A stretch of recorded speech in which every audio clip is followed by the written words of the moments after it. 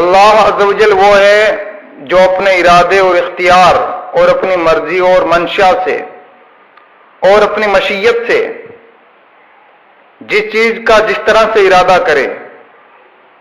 اپنے ارادے کے موافق ہر چیز کو وجود میں لانے پر قدرت رکھتا ہے، ہر چیز کو وجود عطا کرنے کی طاقت رکھتا ہے، اور بندے کے ہر وقت ہر گھڑی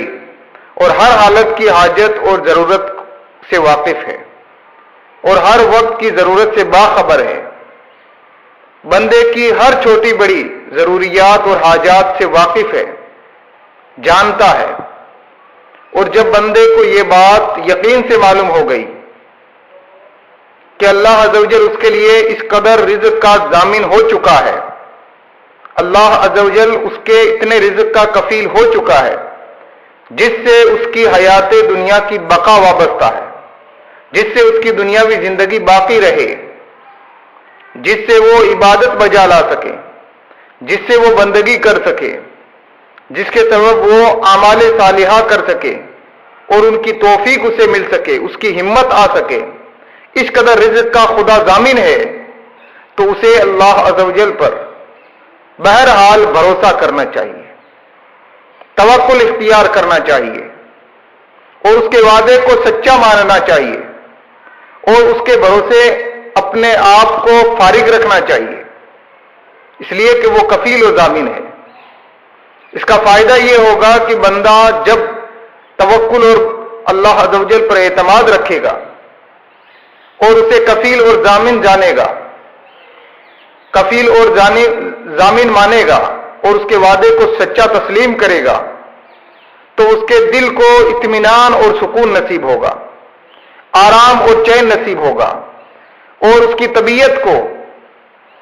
اسباب دنیاوی اور علائق دنیاوی اور تعلقات دنیاوی سے کنارہ نصیب ہوگا، اس کی طبیعت کو بھی آرام اور سکون ملے گا، اور جو دنیا کے طرح طرح کے اسباب اور سامان میں اس کی طبیعت الجھی ہوئی ہے ان سب سے چھٹکارا ملے گا، اور دل کا تعلق بھی اسباب و علائق دنیاوی سے کٹ جائے گا۔ اور حقیقت تو یہ ہے کہ اسباب و علائق دنیاوی بھی اور دنیاوی ساز و سامان اور تعلقات بھی اسی وقت مفید ہوتے ہیں اور اسی وقت کفایت کرتے ہیں جب اللہ عز و جل کا ارادہ، اختیار اور مشیت ہوتی ہے، جب اللہ عز و جل کی منشا ان کے ساتھ وابستہ ہوتی ہے۔ مثلا غذا کھانے اور اس کے ہضم ہونے میں آسانی اور سہولت ہونا، اسی طرح پینے کی چیزوں کے استعمال کرنے میں آسانی اور سہولت ہونا، اور پھر کھانے کی اشیاء میں طبیعت کے موافق ہونے کی صفت پیدا کرنا، کھانے پینے کی اشیاء میں طبیعت کے موافق اور خوشگوار ہونے کی صفت پیدا کرنا، یہ اللہ عز و جل کی طرف سے ہے۔ کھانے پینے کی اشیاء اور چیزوں سے بدن میں قوت اور نفع پیدا ہونا، یہ بھی خدا عز و جل کی طرف سے ہے۔ کھانے پینے کی اشیاء میں ایسی چیزوں کا پیدا ہونا اور ان چیزوں کا جو بوجھ بننے والی ہے ان کا دور ہونا بھی اللہ عز و جل کی طرف سے ہے۔ کھانے پینے کی چیزوں سے طبیعت پر گرانی ہونا، طبیعت کا نقصان ہونا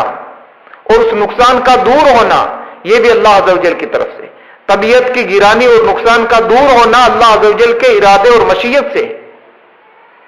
تو اس بات سے اچھی طرح سے کھل کے بات سامنے آ گئی کہ تمام اختیارات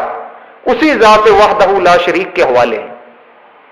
اور وہی کافی المہمات ہے، کافی المہمات بھی وہی ذات بابرکات ہے، اور بندے کو نفع سے نوازنے والی بھی وہی ذات بابرکات ہے۔ تو اسی پر توکل اور بھروسہ کیا جا سکتا ہے اور اسی پر اعتماد اور اعتبار کیا جا سکتا ہے، اور رزق کے معاملے میں اپنے تمام حالات کو اسی کے حوالے کیا جا سکتا ہے۔ پھر بندہ اپنے تمام معاملات میں اپنے انتظام اور اپنی تدابیر کو اہمیت نہ دے، بلکہ اسی ذات وحدہ لا شریک کے انتظام اور اسی کی تدابیر کو اہمیت دے اور اسی کی تدابیر کو عمل میں لائے، جو مدبر کائنات ہے، جو انسان اور جنات کا مالک ہے، جو چرند اور پرند کا مالک ہے، جو پہاڑ اور دریا کا مالک ہے، جو خشکی اور تری کا مالک ہے، جو شجر اور حجر کا مالک ہے،